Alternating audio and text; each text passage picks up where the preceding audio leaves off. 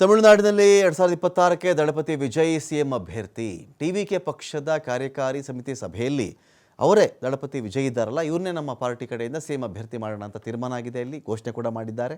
ಚುನಾವಣೆಗೆ 1 ವರ್ಷ ಬಾಕಿ ಇರಬೇಕಾದ್ರೇ ಗರಿಗೆದರ್ತಾ ಇದೆ ರಾಜಕೀಯ. ಮುಂದಿನ ತಿಂಗಳು ಬೃಹತ್ ಸಮಾವೇಶ ನಡೆಯುತ್ತೆ, ಅದನ್ನು ಆಯೋಜನೆ ಮಾಡಬೇಕು ಅಂತ ಕೂಡ ಪ್ಲಾನ್ ನಡೆದಿದೆ. ಪಕ್ಷದ ಸಿದ್ಧಾಂತ ಜನರಿಗೆ ತಲುಪಿಸಬೇಕು, ಹಳ್ಳಿಗಳಲ್ಲಿಯೂ ಕೂಡ ಪಕ್ಷದ ಸಭೆಗಳಾಗಬೇಕು, ಸಾರ್ವಜನಿಕ ಸಭೆ ನಡೀಬೇಕು ಅಂತ ಹೇಳಿ ಪಕ್ಷ ತೀರ್ಮಾನ ಮಾಡ್ತಾ ಇದೆ. DMK ಅಥವಾ BJP ಜೊತೆ ಯಾವುದೇ ಮೈತ್ರಿ ಯಾವುದೇ ಕಾರಣಕ್ಕೂ ಇಲ್ಲ ಅಂತ ಸ್ಪಷ್ಟನೆ ಬಂದಿದೆ ಟಿವಿಕೆ ಕಡೆಯಿಂದ. 2024 ಫೆಬ್ರವರಿಯಲ್ಲಿ ಟಿವಿಕೆ ಪಕ್ಷವನ್ನು ಸ್ಥಾಪನೆ ಮಾಡಿದ್ರು ದಳಪತಿ ವಿಜಯ್. 2024ರ ಲೋಕಸಭಾ ಚುನಾವಣೆಯಲ್ಲಿ ಸ್ಪರ್ಧೆ ಮಾಡಿರಲಿಲ್ಲ. ಇದೀಗ ವಿಧಾನಸಭಾ ಚುನಾವಣೆಯಲ್ಲಿ ಸ್ಪರ್ಧೆ ಮಾಡಬೇಕು ಅಂತೇಳಿ ಭಾರೀ ತಯಾರಿ ನಡೆದಿದೆ.